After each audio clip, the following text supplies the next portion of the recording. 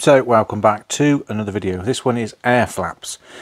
What do you mean air flaps? With this flappy thing here. So I was asked a while ago, have you got a video on how to set the air plate height? No, I haven't, but here we go. So air plate heights. Now firstly, you don't want them doing that. It needs to be smooth when they line up in there. It's vitally important because that needs to have a perfect gap between the body and the flap, so when the engine draws air in, most of the pressure is felt to lift this up. If you've got more gap one way than the other, the air, it will just draw air through the gap without lifting this flap. Now, simple as you want, 10mm and my ratchet. Where's my ratchet? This will do. So they don't take much. Nip it off a little bit. Now these are, if you take it out, you'll see it's quite a big head on the bolt, but it's a smaller thread, so you've got a lot of movement. Right, so you just want to get it sat roughly in the middle, and you just want to nip it, not tight, just so it holds it in place. Because you'll notice if you do these tight, they will turn them out of angle. So that's better. You can hear that bouncing on the spring, but it's still catching the body.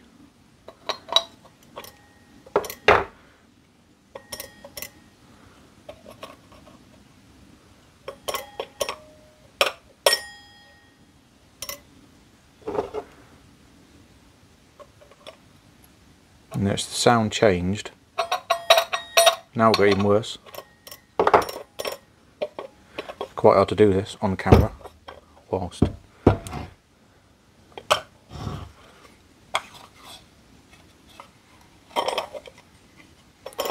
Boo-da-boo-da-boo, talk amongst yourselves. There we go, right. What I'm do is just nip that down so it holds it tight, so we can check where it is without moving the plate. There we go. A bit more. And just give it a little. There you go. Now listen now. That's all you want it now. That will be a perfect gap all the way around the outside of there, allowing an even force of the incoming air to lift that. So that's one side done. You want that noise, and that noise is sitting on the spring. Now see the spring there? That's what sets the plate height. Now the plate height is, see the wall down there? If it'll get any closer. Right, there's a wall down there, a straight edge.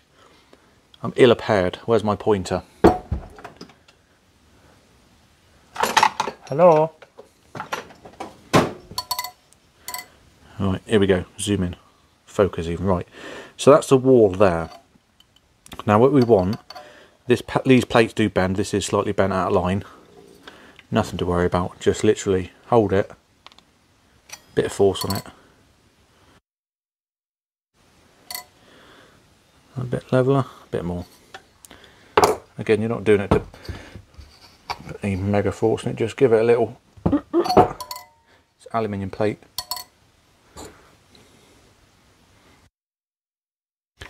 Or you can just push it down.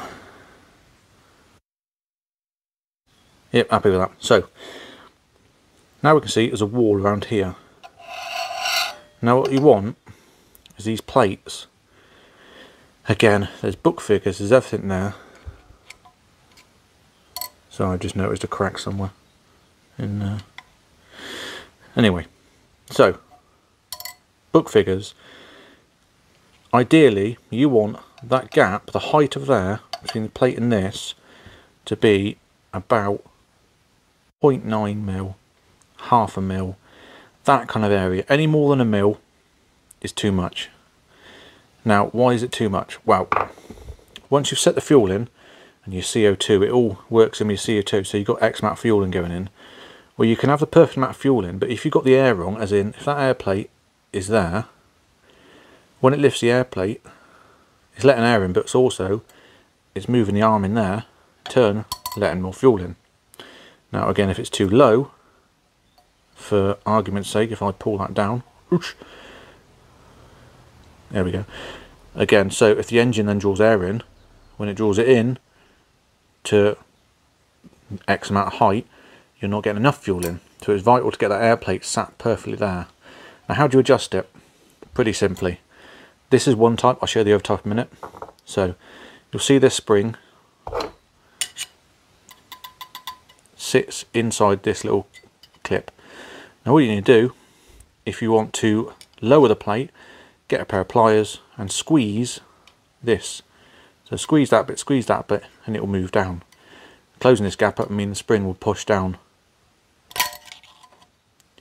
a bit more, like so. And if it's too low, again, get a flathead screwdriver, put it in between that and just give it a little wiggle. It doesn't take much to bend it. You do too far, you'll snap it and then you'll have problems. So that is adjusted by that, and what you want is at rest position. So I'm saying this is pretty good, I'm happy to get on that. Rest position there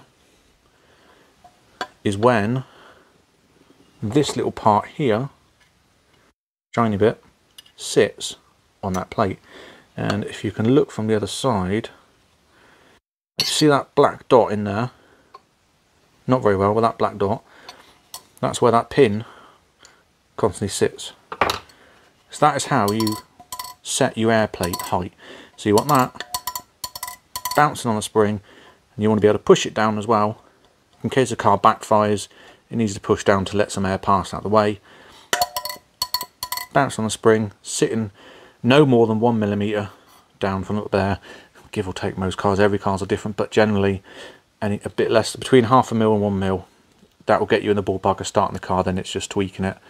Again, even though you've got the plate height perfect, when you adjust the fuel in, it may have an adjustment on there. It's all working together, but get the base plate right, sat where it should be, and then move on to fueling. But I don't want to digress too much, it's just a basic, get your air plate right. So that's one type. So let's move on to the other type. So here is the later type. As you can see, it's covered in dust. Now this is the KE. Obviously we've got our air potentiometer, pressure regulator valve, and a DPI on the other side. So same detail, obviously same gap there. Some of them do have the sticker on there. They're never perfectly clear, but you get the idea. Now how do you adjust these ones? Pretty simply, the same idea, but you have a threaded portion here, which is threaded in here, a little lock nut. If it hasn't been touched, it should be yellow around there from the factory, and this goes through there, and there's a little plate type, you can see it just there. So that, focus on the right bit, so you can see it just, come on, you're not out, there you go. So you can see it goes through the actual spring plate. So literally it goes through the top of it, holds it, and how you adjust it is undo that screw and literally thread that in or out, and that raises or lowers the height of the plate. Again, same principle, where the dot sits on it. Simple as that. So they're the two ways. The pin, this is the most common type. Even on some of these types with the K-jetronic, it still has this type. This is off a Corrado. I've got another one off a Mark II, which is this version, but generally most of your cars you're going to have this type. But they're the two ways you need to adjust your air plate, and again, you want it about there, and that even all the way around. The most important bit is getting the wall height even all the way around, and the plate gap even all the way around. So on the spring, beautiful, push it down, can't hear anything, it's not catching the body. That's where you want your air plate. So there you go, that is a quick one of how to do your air plate. Someone asked me, I thought, yeah, I'd do a quick video, because again, it's one of those things that's, there's books out there that says do this, do that. People find it easier, I find it easier looking at stuff in my hand and going, right, there it is, so they can get their own one and go, okay, that's right, boom, off we go. Happy days. There you go, quick fire one. Hope it's helpful.